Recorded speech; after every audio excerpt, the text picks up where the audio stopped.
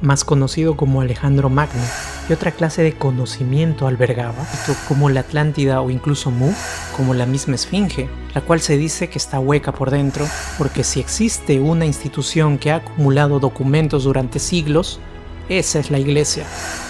Solo son historias. A lo largo de la historia han habido eventos que marcaron el curso de la humanidad.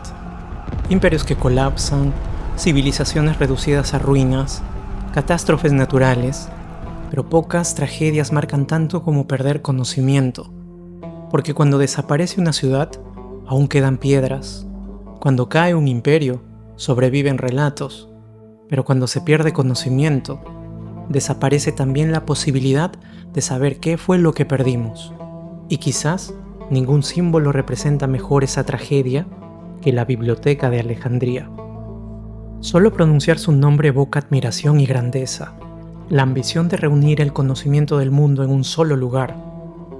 Año 332 a.C., Egipto acababa de caer ante un joven conquistador cuya ambición parecía no conocer límites, Alejandro de Macedonia, más conocido como Alejandro Magno. Fue proclamado faraón e incluso reconocido como hijo del dios Amón. Era joven, brillante y profundamente ambicioso.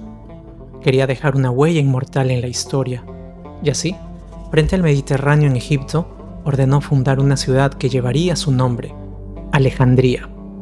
Una ciudad pensada para convertirse en un puente entre civilizaciones, entre Egipto y Grecia, entre Oriente y Occidente, entre comercio, poder y conocimiento.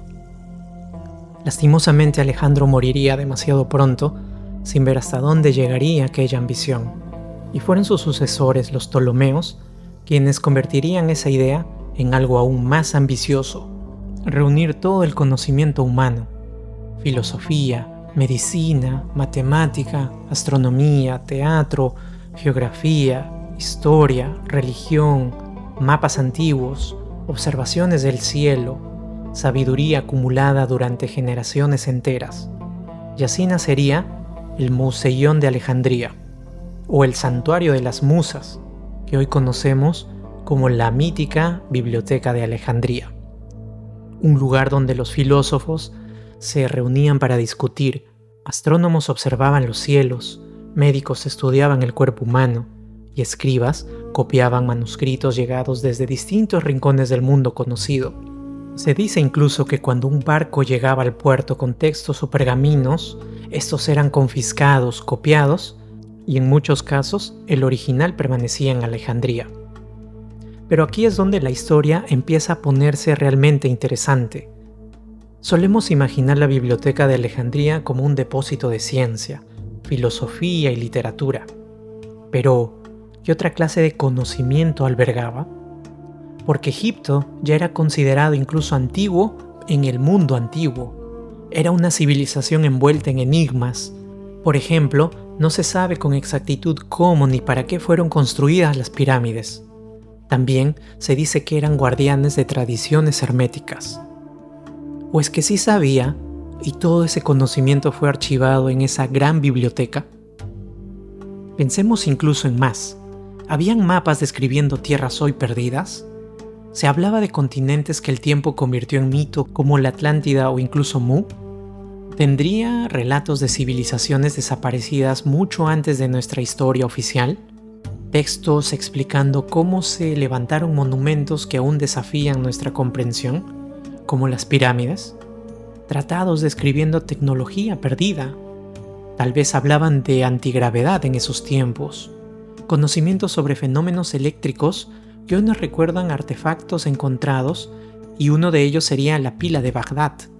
Observaciones astronómicas tan avanzadas que cambiarían nuestra percepción del mundo antiguo. Textos alquímicos, por ejemplo la famosa piedra filosofal. ¿Y qué pasaría si la biblioteca hubiera albergado libros donde se responde a las preguntas ¿quién nos creó o para qué nos crearon? Por supuesto, no existe evidencia de que semejantes textos estuvieran allí, pero ojo, tampoco de que no estuvieran. Precisamente esa incertidumbre es lo que vuelve a Alejandría tan magnética, porque no sabemos cuánto se perdió, y cuando no sabemos cuánto se perdió, solo nuestra imaginación e intuición pueden llenar ese vacío.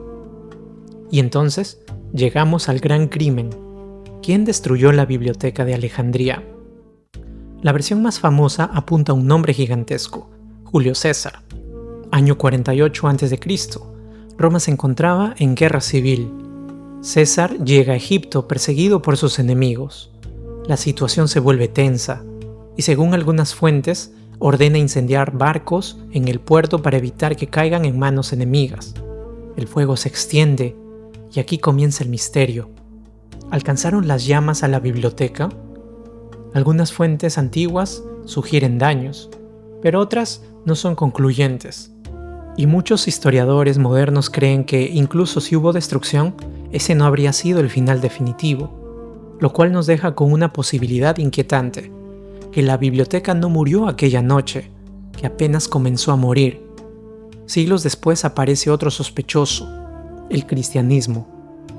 El mundo antiguo estaba cambiando. Viejas religiones eran perseguidas, calificadas de paganas. Templos considerados paganos fueron destruidos. En Alejandría se encontraba el Serapeo, un enorme templo dedicado al dios Serapis. Muchos creen que allí funcionaba una biblioteca vinculada al complejo original. De ser cierto esto, otra parte del conocimiento pudo desaparecer allí. Pero aún queda otra historia, una de las más escalofriantes, la conquista musulmana de Egipto. Según una famosa tradición posterior, cuando se preguntó qué hacer con los libros, el califa Umar habría dicho: si coinciden con el Corán, son innecesarios. Si lo contradicen, son peligrosos y hay que destruirlos. Una frase brutal, perfecta incluso, demasiado perfecta. Y precisamente por eso muchos historiadores dudan de su autenticidad. Y así, cada respuesta no es conclusiva, solo teorías y especulaciones, como si la verdad misma hubiera sido enterrada. Y quizás la respuesta más incómoda sea esta: que no hubo un único asesino, que la biblioteca no murió en una sola noche, sino lentamente, golpe tras golpe, siglo tras siglo. Pero quizás todos estos documentos lograron sobrevivir.